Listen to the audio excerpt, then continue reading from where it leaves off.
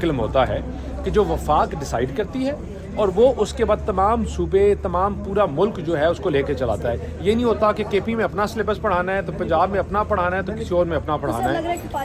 Single جو curriculum ہوگا اس کو وفاق ڈیسائیڈ کرے اور اس کے اوپر پھر پارلیمانی کمیٹی جو بات کرے گی اس کے اوپر ڈیبیٹ ہوگی. پھر اسی طرح نہیں پھر اس کے بعد جو ہے آپ کے جو بہت امپورٹنٹ پرٹننٹ ایشو ہے میں جو بات کرتا کہ وہ ہے دیکھیں آپ کا ایک جوڈیشری ہے وہ ایک پروسیس کے تھرو آتی ہے. اس پروسیس میں ان کو کوئی لوگ چوز کرتے ہیں اور لے کے آتے ہیں اور ایک کمیٹی بنتی ہے جس میں all segments of people are there.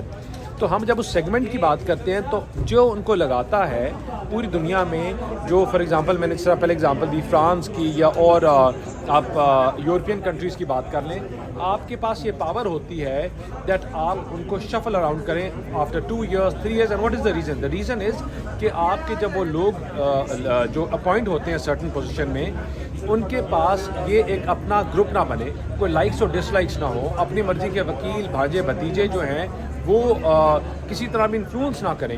تو اس ٹرانسپیرنسی کے لیے آپ پوری دنیا میں دس happens and I as from legal fraternity یہ ڈبیٹ ہاؤس میں جب آئے گی تو کمیٹی کو جائے گی کہ اس ڈرافٹ یا اس سیگمنٹ کو کس طرح ایڈریس کیا جائے.